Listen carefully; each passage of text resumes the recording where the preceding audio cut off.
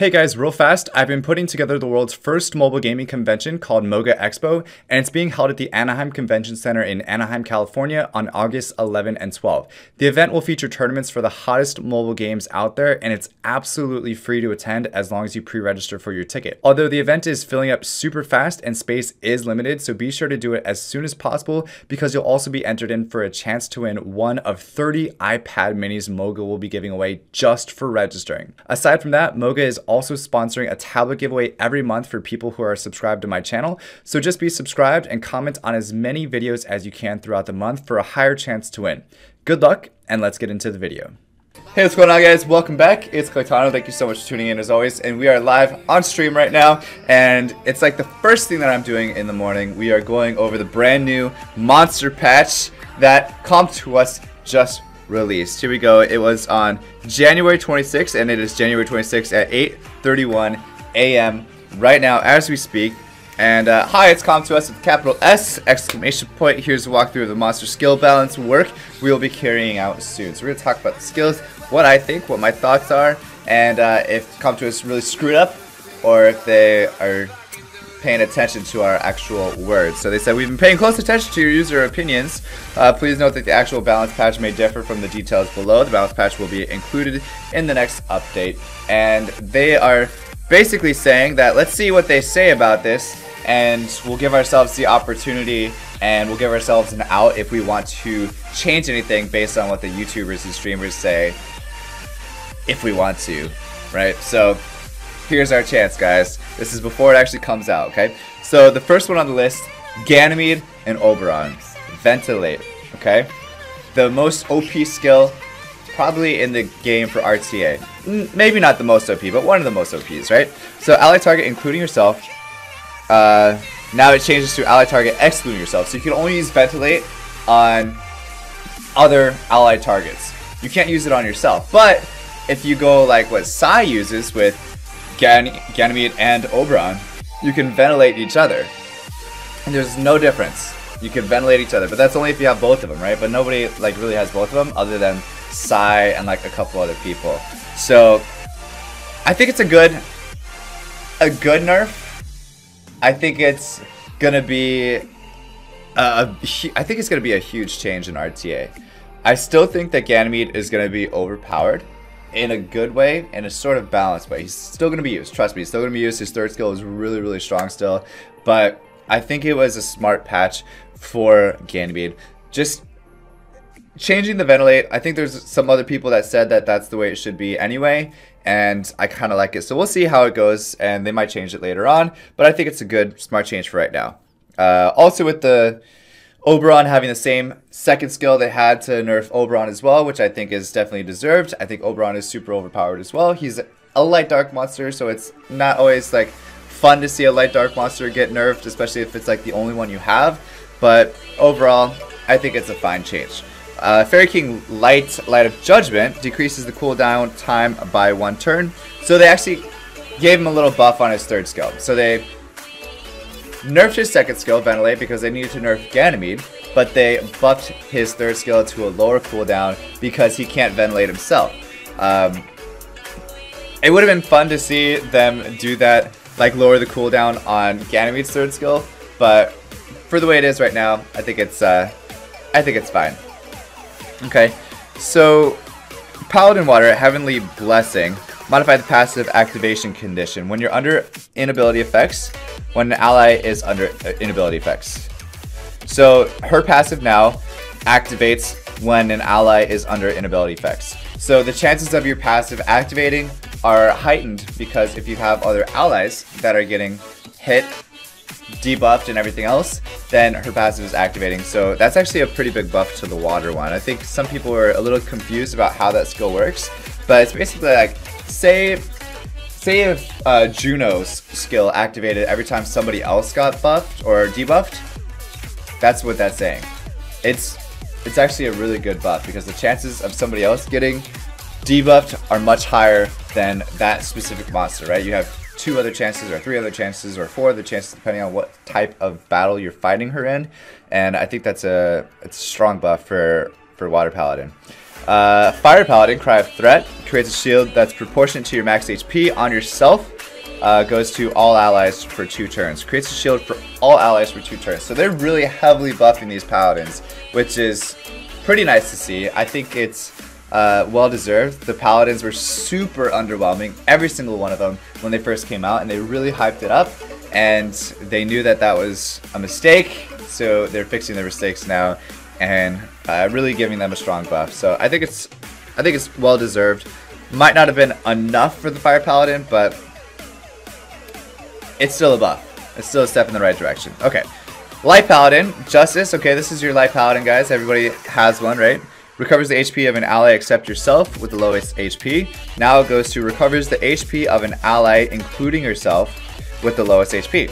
And that's exactly what we said they would have to do, and it's exactly what they did. So now, when she provokes everybody and she's dying, she heals herself. So it's actually it's a perfect buff. I like that a lot, and I think I actually might use Light Paladin now with my Arnmeal, because the heals are going to be super nice. Super nice. Then we go down just a little bit to the Dragon. Jamire gets a buff. This is another big one here in this patch. We'll talk about this. So his Illusion of Time gets an added effect, which he cleanses his entire team. Removes all harmful effects of allies. Okay, so let's talk about why this is useful and where we can actually use this. So my first thought was R5. And I think that's my only thought right now. But the problem is that Jamire has such a high cooldown time on that 3rd skill that I still don't know if it's going to be worth it or not. But I think if he were to be useful now, it would be an R5. RTA is still kind of up in the air whether or not it's good. I'll have to do some testing on it, but like I said, I think it's because the cleanse on it, this cooldown time is so high. 5 turns, guys. A lot can happen in 5 turns. A lot can happen in 5 turns, but R5 I think is the best spot to use him right now, because it's a cleanse. Plus it resets the skill cooldown time of everybody else. So I like it. Is it better than any other dragon now? No, I still think it's probably still the worst dragon out of all of them. Although some people say the dark one's probably the worst. Might be. I think it's a toss-up. I think the dark dragon could have used a buff this time, but maybe next time. Maybe in 3 months from now we'll see another balance patch and dark dragon will be buffed. Be patient, guys. Be patient. Maybe Daphnis too, right? He got left off the list again. Next up, we have the Sylphids. The water one decreases the skill cooldowns a little bit, which is kind of nice. Super irrelevant though. Sylphid Wind, Acasis. Gets a shield amount is proportionate to the caster's level. Shield amount proportionate to the caster's level. Caster's max HP. I mean, it's a shield. A shield's a shield. It might be better for new players to use her now in like dragons again. I'm sorry, giants again. But overall, a shield's a shield. So either way, kind of irrelevant for that one as well. Cobalt Bomber, Fire and Dark, multi Firecracker goes to skill cooldown. Time of multi Firecracker will be decreased by 1 turn each whenever the enemies are inflicted with continuous damage.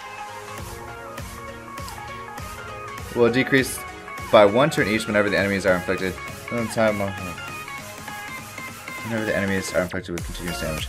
Okay, so whenever you land a continuous damage, it decreases the cooldown by 1 turn, which could be pretty nice. I still don't see Fire or Dark Cobalt Bomber being used really in too much competitive play, so I mean that's kind of irrelevant too. But then we have some Phoenix changes, which is nice.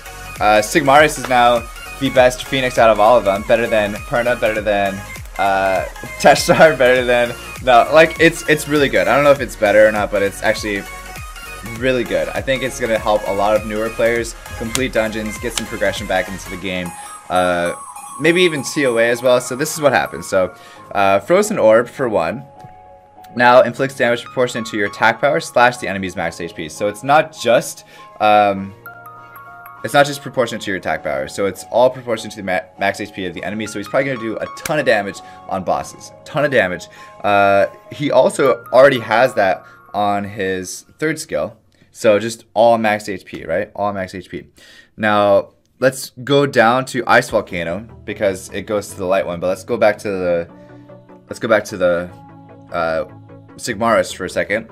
So it freezes the enemy for 1 turn if you get a critical hit on Ice Volcano. So the chances of you getting a critical hit on a Sigmarus, because she awakens into crit rate, build it with 100% crit rate, bring it into the dungeons, bring it into TOA, bring it into anything else, and you get 100% chance to freeze the enemy, right? That's what it's saying, 100% chance. Yeah, it's not like 80% chance, it's not like 70% chance, it's 100% chance to freeze the enemy. Of course, you have to go through like accuracy resistance, but it's 100% chance. Or you have to go through resistance, I'm sorry. So that's, like I said, super overpowered. Super overpowered. I think it's going to be really good for TOA.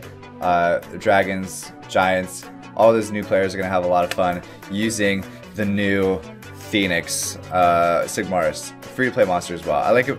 I like that they're buffing the free-to-play monsters like Light Paladin and Water Phoenix. Okay, and then Nick DeGreek's Eludia, the Light Phoenix, got buffed a little bit. Increases damage proportion to your attack power and the enemy's max HP. That's all she gets. Moving on.